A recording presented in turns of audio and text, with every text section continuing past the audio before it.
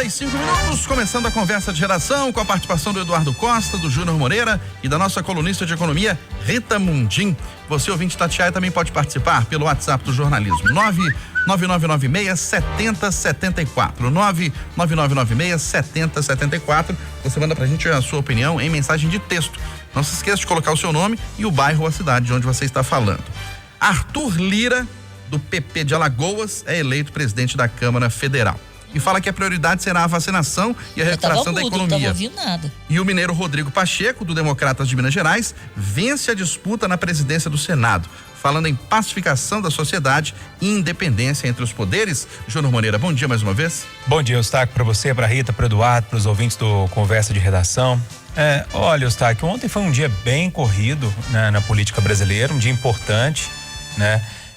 Os presidentes ali das casas, principalmente o presidente da Câmara Federal, é quem coloca as pautas, né? Quem pode pegar uma pauta que está lá embaixo e colocar em cima, né? Então isso diz muito no jogo político. Sobre o Rodrigo Pacheco, uma união ali do Bolsonaro com o PT, e me parece que ele vai ser discreto, pelo menos pelo que a gente ouviu dele até agora. Não acho que vai mudar muita coisa, que vai mexer muito ali no tablado, porque você vê, você pensa num presidente da casa, apoiado pelo PT, pelo Bolsonaro, pelo Centrão e ainda pelo presidente antigo, eu não vejo muito onde escapulir, não. Deve ser uma coisa mais discreta ali. Tomara que resolva algo aqui para Minas Gerais, que eu também não acredito. Sobre a Câmara, eu fui ler um pouquinho sobre Arthur Lira, eu sabia que ele tinha alguns perrengues ali com a justiça, mas eu me assustei. Ele é réu no quadrilhão do PP, aqueles desvios que aconteceram na Petrobras e na Caixa, acusado de receber R$100 mil em propina, em suborno, né? É acusado de rachadinha lá em Alagoas. Então ele tem uma ficha corrida aí meio complicada. Quando a gente olha para uma ficha dessa, você fala, será que pode dar certo, né? É uma coisa, vou pular desse avião aqui.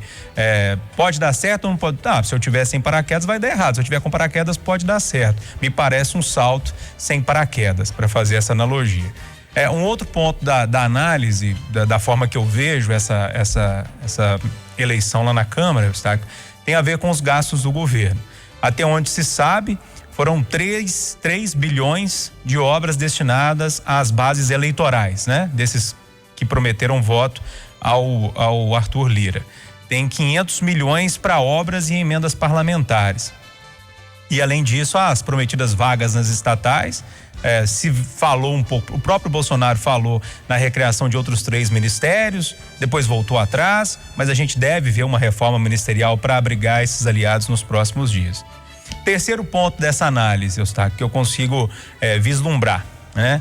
Agora acabou a disputa, ou melhor, a desculpa, né? Porque até então a culpa é do Congresso, a culpa é do STF, a culpa é do PT, a culpa é de não sei quem, é da imprensa. Agora não, o Congresso está lá, é todo do Bolsonaro praticamente, igual a quantidade de votos que o Arthur Lira teve.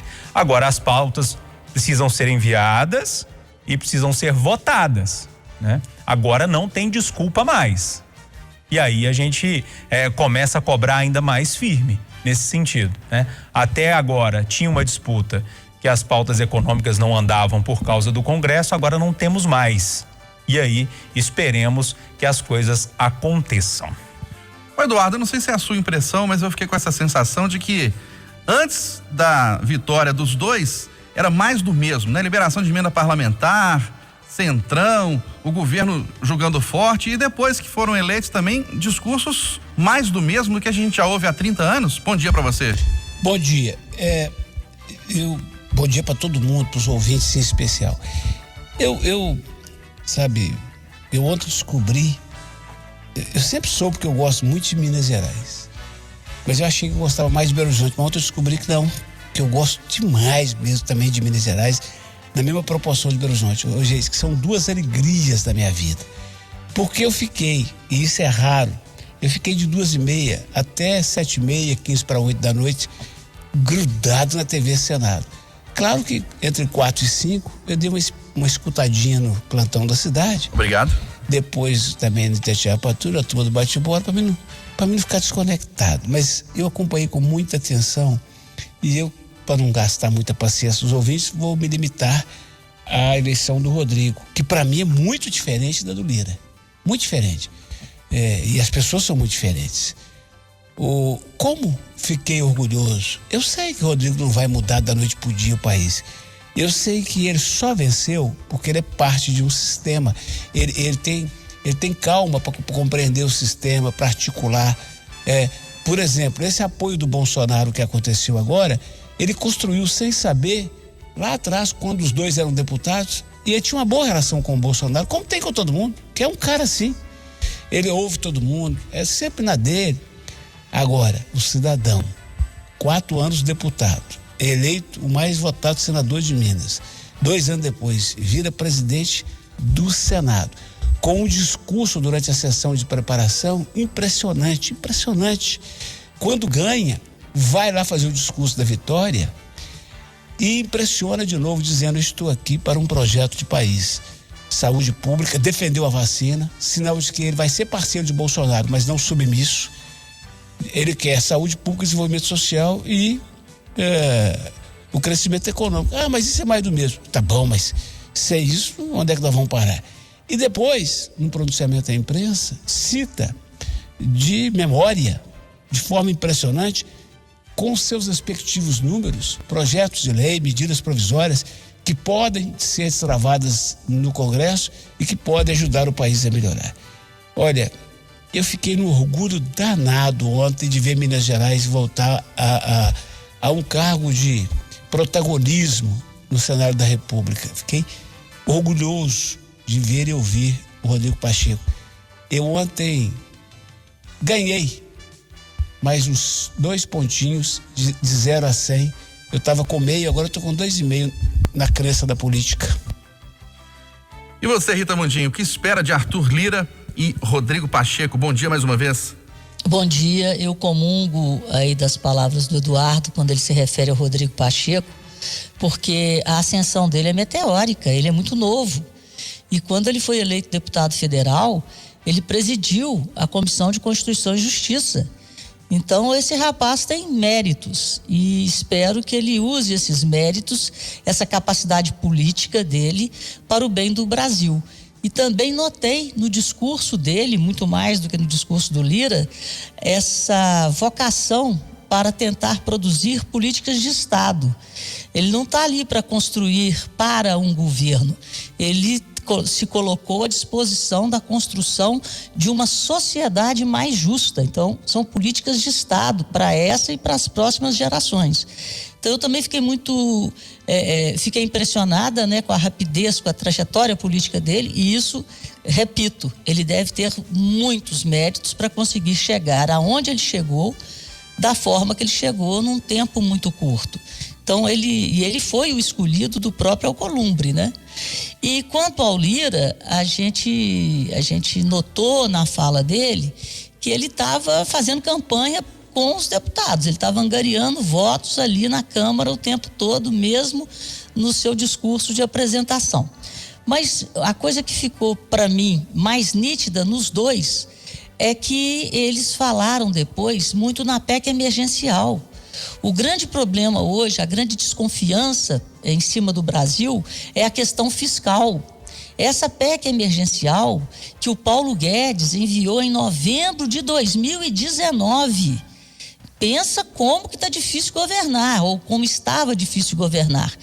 Eu senti que os dois vão priorizá-la, porque essa PEC, ela vai dar a tranquilidade em relação ao fiscal, porque ela trata dos gatilhos e das formas de proteger o teto de gastos e ainda a chamada regra de ouro, porque o Brasil, o país não pode se endividar para pagar folha.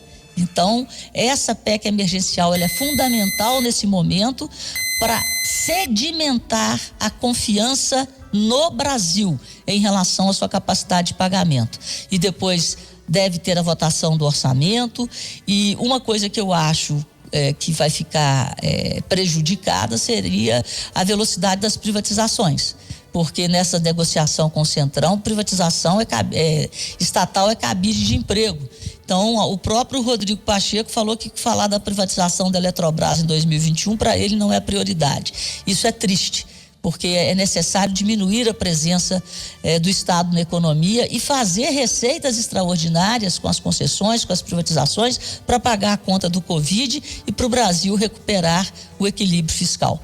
Mas, enfim, eu acho que o mercado financeiro brasileiro hoje vai comemorar, porque existe a possibilidade da gente pela primeira vez achar que o governo vai ter condições de governar, porque o que a gente viu até aqui era um poder querendo ser mais forte do que o outro, tanto judicialização, politização. Na hora que judicializava, vinha o STF barrar o governo. Na hora que politizava, o Congresso trancava a pauta. E até hoje o governo não conseguiu entregar aqueles seus projetos de campanha. Então vamos ver se agora a gente destrava a pauta para o bem da economia e para o bem do Brasil. Júnior Moreira, entre as promessas para os mineiros, o novo presidente do Senado, Rodrigo Pacheco, fala em avanço nas obras do metrô de BH e na instalação do Tribunal Regional Federal em Belo Horizonte. Eustáquio, na verdade, ele nem prometeu, né? Falou, não dá para prometer isso e tal. Enfim, não tem muito o que falar sobre esse assunto, né? Eu já disse aqui algumas vezes, já vi vários políticos, ministros, deputados, senadores falando em metrô, falando em um monte de coisa aqui, e eu só acredito no metrô quando eu andar nele. Eu já disse isso aqui algumas vezes. Agora, sobre o TRF, sim. Nessa pauta tá lá, parado no Congresso, tá lá parado no Senado. Quem sabe ele nos dá esse presente aí de ter um Tribunal Regional Federal por aqui. Mas na questão do metrô ele não tem muito o que fazer, não. Acredita, Eduardo, que isso pode sair com o Rodrigo Pacheco na presidência do Senado? Eu acredito que é o seguinte, o que eu sonho é que ele não repita o que tem sido histórico na presença dos mineiros em postos chaves da República.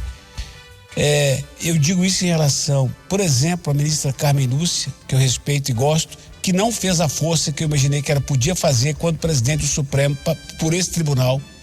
Eu digo isso em relação a velhos caciques, Aécio Neves é um nome que me vem à mente agora, mas outros que tiveram proeminência em Brasília e não foram mineiros, foram brasileiros. Eu espero que o Rodrigo, como presidente do Senado Federal e do Congresso Nacional, seja brasileiro. Claro, ele tem que pensar no Brasil, mas não se esqueça de que ele é mineiro. Na verdade, ele é de Rondônia, mas ele se fez aqui como alguém que cresceu no sudoeste do estado, em Passos, alguém que virou um brilhante advogado. Ele, aqui em Belo Horizonte, foi eleito com esse tanto de votos, quase 4 milhões de votos dos mineiros. Se ele agir como brasileiro, eticamente, mas não se esquecer das grandes causas mineiras, peraí, gente, é diferente do Eduardo pedir ao Bolsonaro uma verba, ou o ministro Tarcísio uma verba para fazer o metrô, de um presidente do Congresso Nacional. Aí o seguinte, vai me desculpar o Rodrigão Pacheco, de quem eu sou fã, mas, se ele não usar o prestígio dele para destravar essas encrencas históricas nossas, será uma decepção para mim. E digo mais, hein, Eustáquio, o Rodrigo não declarou isso, mas a eleição dele ontem muda a disputa eleitoral em Minas ano que vem.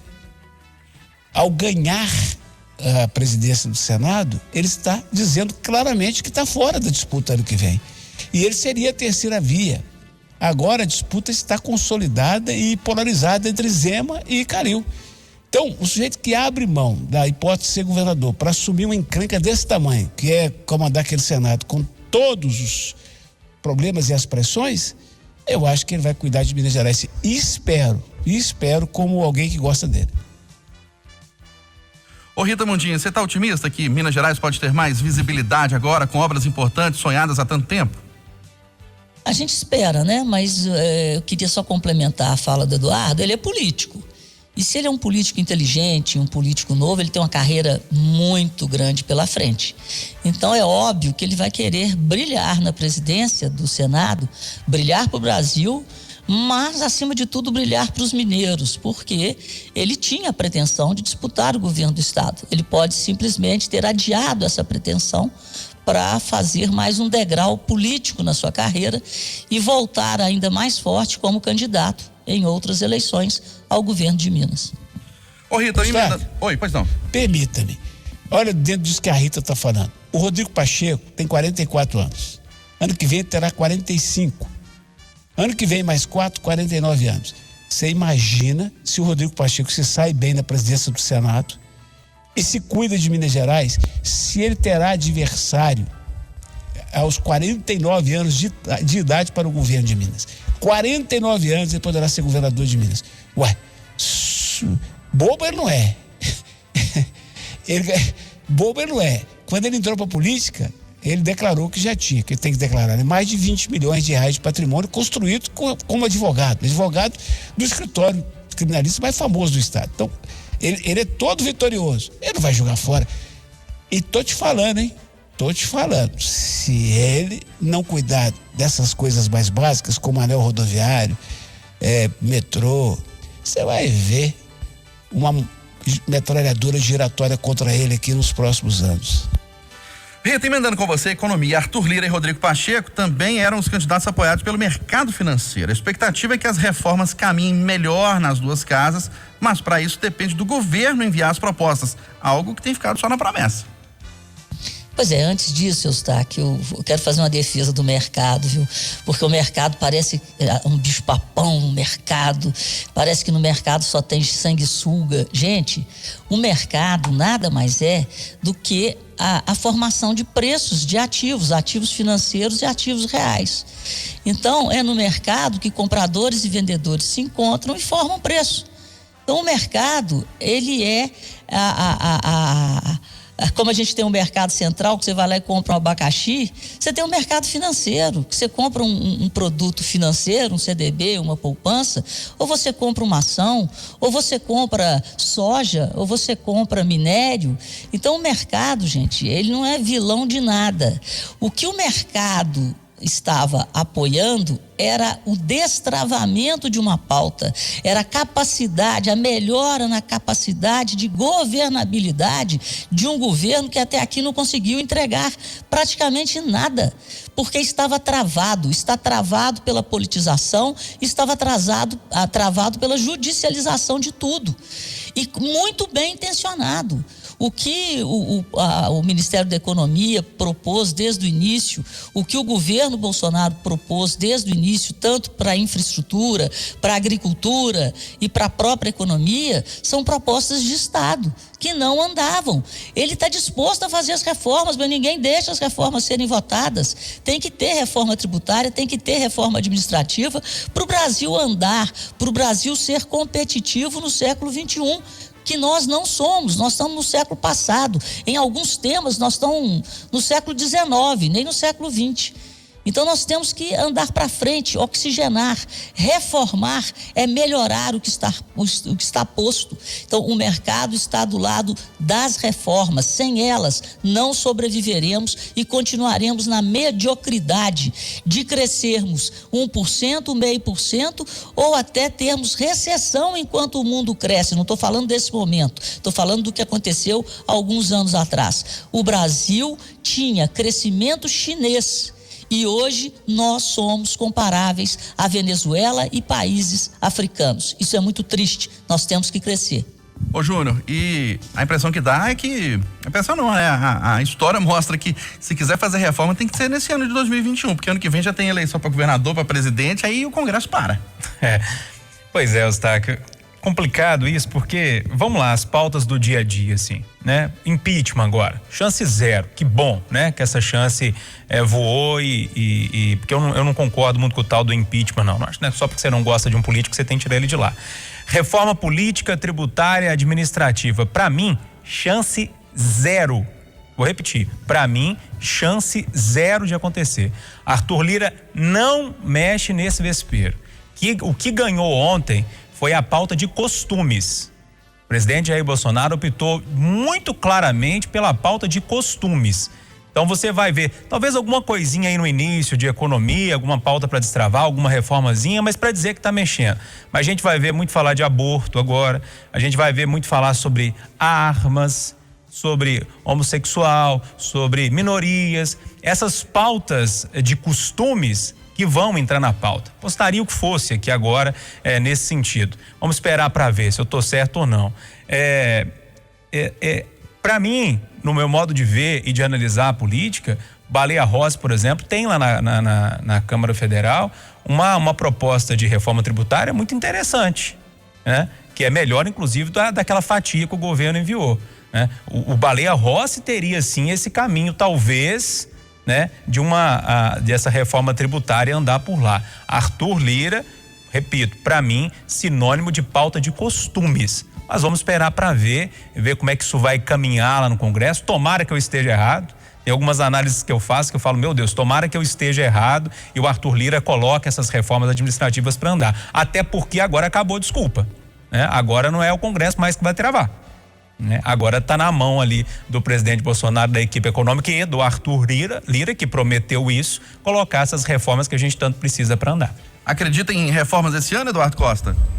Eu estava aqui escutando o Júlio e dizendo assim, meu Deus, que bom que o senhor me deu a capacidade, e eu estou trazendo todo dia a capacidade de compreender os contrários, entender, ser tolerante com quem pensa diferente, porque eu e o Júnior, nós somos tão amigos cada vez mais. Eu gosto tanto do Júnior, mas nós pensamos muito diferente em muita coisa e nos respeitamos. Quando ele fala, por exemplo, que agora acabou a desculpa, ele esquece que não, tem a grande desculpa, que é a eleição ano que vem. E por isso que eu defendo 5 em 5 anos, mas ele defende de 2 em 2. Ô Júnior, é a eleição de 2 em 2 anos, ano que vem, que vai atrapalhar o nosso plano de uma reforma, se atrapalhar. Esse é um ponto. Agora o outro ponto, quando ele fala assim, não acredito, eu fico pensando assim, gente, se eu pensar igual o Júnior, eu vou lá, como é que chama seu pai? Antônio de quê? Antônio Zé Peririnha. Como é que ele é conhecido? Antônio Zé Peririnha. Adoro. Eu vou lá e falo assim, Antônio Zé Peririnha, me dá um cantinho da sua casa que eu vou morar aqui, eu juro. Porque tem que ter alguma reforma. Então eu acredito que vai ter, viu, Eustáquio? Ô, senhor Antônio Peririnha, guarda um canto pra mim, que se eu filho tiver certo, eu vou pra aí. Olha, Eustáquio, oi, Rita. Eu quero só dar um pitaco aí. Eu só quero falar o que já está no Congresso e que não foi pautado e nem foi votado, sob o ponto de vista da economia. Nós temos a autonomia formal do Banco Central, a reforma administrativa, a criação da contribuição sobre bens e serviços, que faz parte da reforma tributária, para substituir o PIS e o COFINS, a lei do gás e novos marcos legais das concessões, ferrovias e navegação de cabotagem. Se já fizerem esse para casa, já está muito bom. E além disso, uma notícia boa. Parece que o Ministério da Economia, depois da eleição agora, né, vai soltar um pacote de bondades, liberando até FGTS, antecipando o 13º do funcionalismo público para dar um gásinho aí na economia. Então, acho que vão vir coisas boas, sim. Rapidamente aqui, Eduardo Costa, prefeito confirma fechamento quase total da Serra do Cipó durante o carnaval e outras cidades turísticas devem fazer o mesmo para evitar aglomerações, fora cidades que não vão ter feriado, né? Pô, gente, se é necessário 4 dias de sacrifício a mais, vão fazer, porque o pior vai passar. É isso, Rita Mundim? Mas tá vindo mais vacina aí, eu tô cada vez mais com o braço na fila. Eu já tô quase no portão. Jura? Condição zero de ter carnaval esse ano, né? Esquece isso, esse ano tem que pensar agora nessa vacina que chegue rápido aí pra gente tentar reorganizar a vida e aí o ano que vem sim a gente pula o carnaval. 8h59 em Belo Horizonte, final do Jornal da Itatiaia, primeira edição desta terça-feira. Apresentação, Aline Neves e Eustáquio Ramos. Vem aí o Acirantão. Ótimo dia.